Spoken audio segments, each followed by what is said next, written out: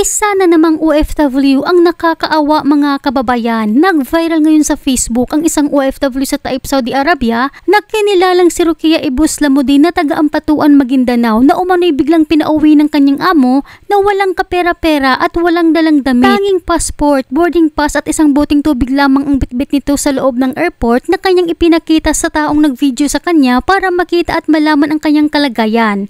Na ayon sa kanyang salaysay, nakailang beses na umano siyang humingi ng tulong pero wala umanong tumulong sa kanya at hindi rin umano binigay ng kanyang amo ang kanyang sweldo at hindi rin nasabi kung ano ang dahilan ng pagpapauwi sa kanya. Narito sabay-sabay po natin panoorin ang video ni Kabayan na viral ngayon sa Facebook. Pinauwi ako ng amo ko.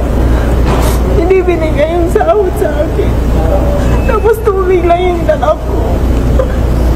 Tapos yung ticket ko, hindi ko alam kung hanggang Riyadh to Manila kasi nagtataka ako yung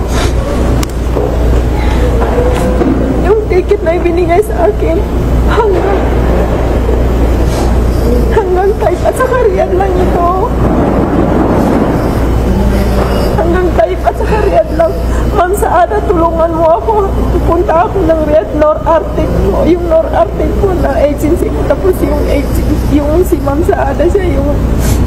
Sino yung agency mo sa Pinas? Nor Arctic Manpower. Nor Arctic. Nor Arctic? Opo. Nilinaw ng isang OFW na may ticket umano si Kabayan pa Manila. Ipinost nito sa social media ang ticket ni Kabayan bilang patunay na may ticket ito mula Taif to Riyadh at Riyadh to Manila. Pangalan mo? Kaya Ibus Lamudin po. Taga saan? Tuwan po. Pinauwi ako ng amo ko na ito lang yung dala ko. Ito lang.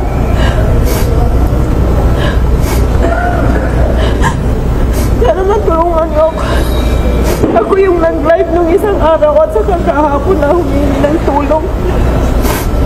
Dinilat ko na yung live ko kasi wala naman tumutulong sa akin. Hindi ko naman din alam na pauwi lang ako ng amo ko na ito lang yung dala ko.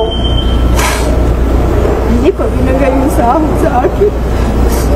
Ma'am, ipaano ko dyan sa agency ko? Tabahan niya kung kanya ako sa airport sa Taif, pinuli ako na mo kurakuta ako. Kanya manipeti sa akin na rin kapag-boarding pass ko niya. Taman sa Taif kung Riyadh.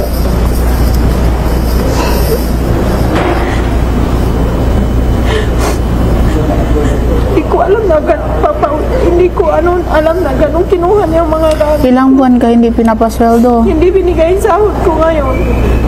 Sabi na ipinapamili ng ticket mo. Pero bakit sana yung ticket ko? Bakit ito lang yung bigay sa akin? Ma'am Saada tayo. Tama niya kung kakatama mo sa Riyadh. Pinamasa na mo po na ticket na. Dapat na po ito ako. Kamasa ni papete mo sa akin. Niya ako sa Taif Airport. I-address mo yan sa Ma'am Saada Tahir. Sige. Tapos yung agency ko na Nor Arctic Manpower. Sige po. I-ano ko na lang po. Sige po, salamat po. Sana matulungan niyo. Wala po akong pera. Sige.